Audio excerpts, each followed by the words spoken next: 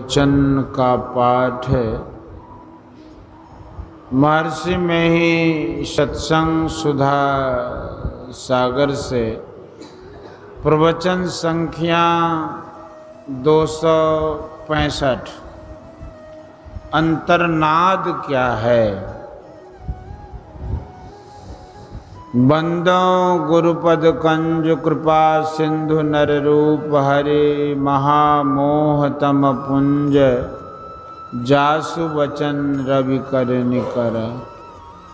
धर्मानुरागनी प्यारी जनता, मैं आपको संत वाणी के अनुकूल जनाना चाहता हूँ कि भक्त ईश्वर का किस आधार को पाकर ईश्वर तक पहुँचता है। भक्त ईश्वर के दर्शन के लिए ललायित रहता है।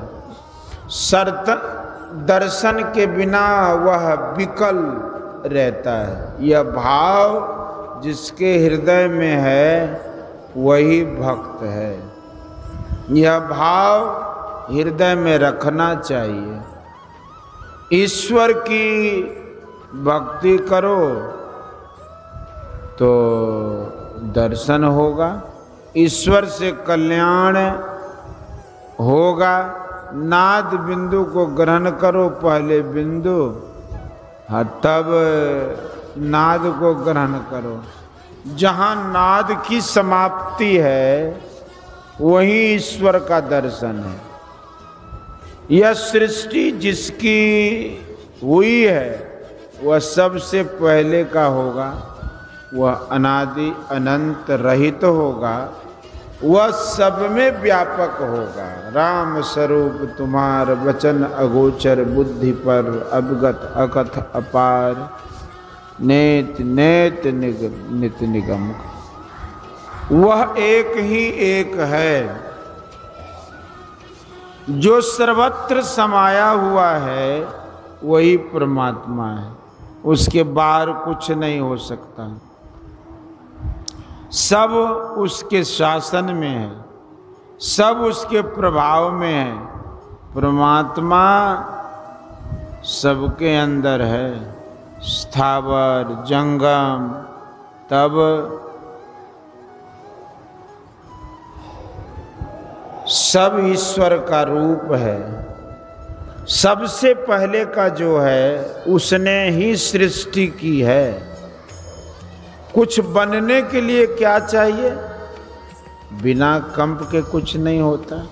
सबसे पहले कंप हुआ। कंप का सहचर शब्द है। शब्द सारे विश्व में समाया हुआ है, वह तमाम व्यापक है। शब्द की धार सबसे विशेष लंबी है। जिस शब्द से जो पहचाना जाए वह उसका नाम है। शब्द अपने उद्गम की ओर खींचता है। शब्द में ऊर्ध्वगमन, शब्द में ऊर्ध्वगमन की ओर खींचने का गुण है। जो उसे ग्रहण करेंगे शब्द के सारे परमात्मा तक पहुंच जाएंगे।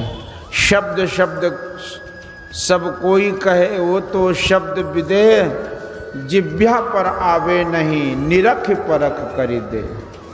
यह मनुष्य भाषा का शब्द नहीं है। इसे स्थूल ज्ञान में कभी नहीं प्राप्त करोगे। सृष्टि पर विचार करने से मालूम पड़ता है कि स्थूल से सूक्ष्म अवश्य बना। सूक्ष्म भी कारण के बिना नहीं बन सकता। कारण के बिना कार्य नहीं होता। कारण से पूर्व मूल प्रकृति बनी। इसको साम्यावस्था धारिणी मूल प्रकृति कहते हैं। इसका कंपित भाग कारण होता है। जड़ के 4 दर्जे हैं, स्थूल, सूक्ष्म, कारण और महाकारण। यही अपरा प्रकृति है। जड़ के मिलन से चेतन बना, ऐसा कहा नहीं जा सकता। चैतन्य तत्व अलग है, इसका मंडल लेकर 5 दर्जे हुए। जड़ विहीन चेतन केवल मंडल है। किसी भी मंडल का जब तक केंद्र स्थापित नहीं होता तब तक मंडल बन नहीं सकता। 5 मंडल के केंद्रों से ध्वनियां होती हैं, वही अंतर्नाद है। ऊपर के शब्द को नीचे के केंद्र पर पकड़ सकते हैं। जिस केंद्र से जो शब्द विकसित होता है वह उसका गुण लिए रहता है। जो उसे ग्रहण करता है उसको उस गुण से गुणान्वित करता है। आदि शब्द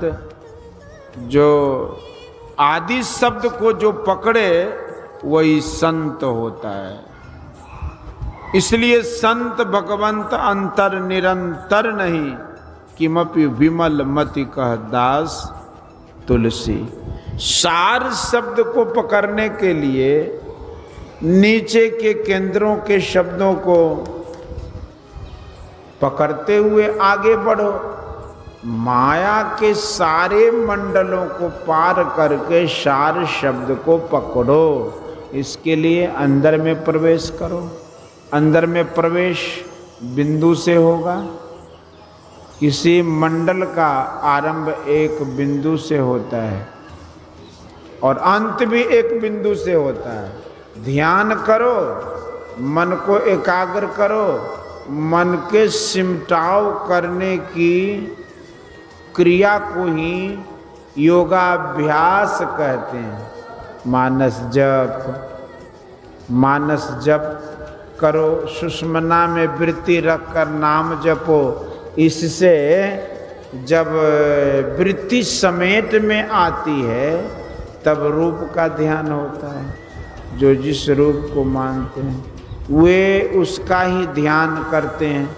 नाम जपने के लिए गुरु जो मंत्र बता दे वही जपना चाहिए। जप ईश्वर का गुणवाचक हो, इससे पूर्ण रूपेण सिमटाव नहीं होगा। विशेष सिमटाव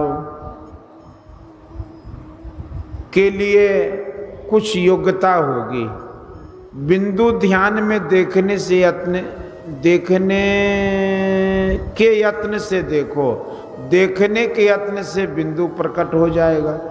दृष्टि को स्थिर करके रखो। इसका यत्न गुरु से सीखो। जो दृष्टि योग अच्छी तरह करता है वह सूक्ष्म में प्रवेश करता है। बिंदु पकड़कर नाद में चलो। नाद से नदी में, नाद से नादों में चलकर आदि नाद को पकड़ो, वह ईश्वर तक पहुंचाएगा। सारा दुख समाप्त हो जाएगा। अब आने जाने का काम नहीं। माया के अंदर में आदि शब्द को नहीं पकड़ सकते। उसको जो पकड़ लिया वही संत है। उसको कितने जन्मों में पकड़ेंगे पता नहीं। इसको पकड़ने के लिए बिंदु ध्यान है। ध्यान करो, रोशनी पकड़ी जाएगी। इसमें आंख को बिल्कुल तकलीफ नहीं। उस पर चलने के लिए बहुत पवित्र होना चाहिए। झूठ मत बोलो, चोरी मत करो, नशाओं को मत लो, बेविचार मत करो, हिंसा मत करो, मत्स्य मांस भी मत खाओ। जो मछली मांस खाते हैं उनकी हिंसा की ओर रुचि रहती है। जिस देश में मछली मांस खाए बिना नहीं रहा जाता, वहाँ के लोग भी जिस देश में मछली मांस खाए बिना नहीं रहा जाता, वहाँ के भी लोग साधन कर सकते हैं। फल यह होगा कि जिस देश में बिना खाए रह सकते हैं वहीं उनका पुनर्जन्म होगा। अब विदेशों में भी लोग निरामिष भोजी होते जा रहे हैं। 5 पापों से बचोगे तो भजन में शक्ति बढ़ेगी। भजन से पाप त्याग में बल बढ़ेगा। यह साधन सबसे होगा इसका आरंभ सब कर सकते हैं। योग के आरंभ का नाश नहीं होता, इसका उल्टा परिणाम नहीं होता। यह अभ्यासी को महाभय से बचाता है, अभ्यासी को महाभय से बचाता है। मनुष्य योनि के अतिरिक्त पशु आदि योनियों में जाना महाभय है। योग के लिए प्रयास होना चाहिए। पंच पापों को छोड़ना ईश्वर की भक्ति में बहुत अपेक्षित है। ईश्वर भक्ति